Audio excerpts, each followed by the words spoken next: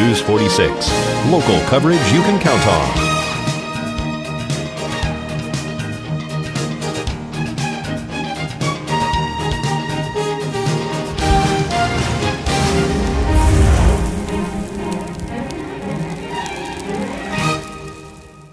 Texaco Express Lube is now Express Auto Service, and we've relocated to 970 South Pahrump Valley Boulevard. We now offer complete automotive repair and maintenance, everything from oil changes to engines and preventive maintenance. Stop in and check out our safe and dependable driving program. This is a vehicle vital signs inspection program and is a free service to our customers.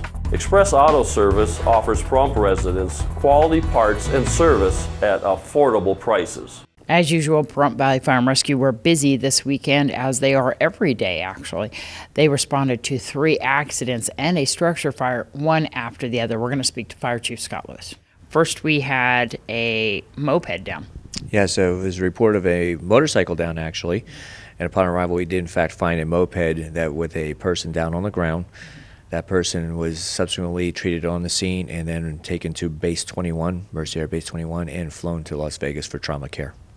So she sustained pretty serious injuries, no helmet, right? Yeah, it's our understanding that there was no helmet involved in the collision and there was an impact upon the ground with the head, so it warranted a flight criteria. There was no other vehicle involved? Not that I'm aware of. Where was this located?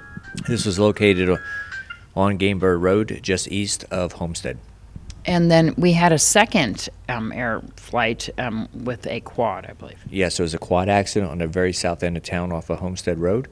That also, the resulting injuries from that accident warranted flight, and that flight was brought down to Terrible's Lakeside, which was the LZ. I'm sorry, there's calls going up behind us. But yes, it went down to Terrible's Lakeside. That was the established LZ. Patient care was transferred there and then flown into trauma. And in between that, you were also dispatched to a structure fire off of 178. That was actually after the third accident, which was the accident in Mesquite near Chico. And that involved a one-vehicle rollover. There was 4 occupants in the vehicle. 2 were on location upon our arrival. 1 declined medical treatment. The other one was subsequently taken to Desert View as flight was not immediately available to us. That person sustained pretty serious injuries. With that patient then went to Desert View. 2 patients were then found at Desert View, and so a total of 3 altogether. That one patient that you found on scene was ejected. That's my understanding, that that person was ejected and sustained some serious injuries. And then the other 2 minor injuries, and then the other one was having some loss of consciousness. Yeah, I can't get too much into the medical aspects, but all 3 of them did end up at Desert View Hospital for care and treatment, and I believe 1 was subsequently flown out to trauma. And then you also mentioned that there was a report of a motorhome on fire. Mm-hmm. That was on Highway 178 in California, right over the state line, about 3 miles in.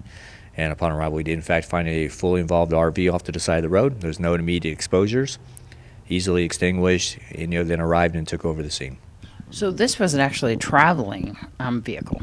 It was traveling. I guess it experienced a mechanical issue. It pulled to the side of the road to see if it could be remedied. It was not, and subsequently when they tried to start it, the vehicle caught fire. Wow. So you guys are the closest access to reaching out there to Shoshone and everything. I know that Tacoma has a volunteer fire department, but that's quite a ways. They do, and we help them out on a regular basis. This is one of those cases where we could certainly be there sooner. You know, we're fully staffed in-house, and it was a matter of just assigning a piece of apparatus to that call. Nobody was injured? No one was injured. And we want to thank Fire Chief Scott Lewis for that interview. And if you see emergency vehicles traveling down the highway, you're required to stop on both sides of the roadway and pull to a complete stop so that these vehicles can pass. This is Deanna O'Donnell for News 46.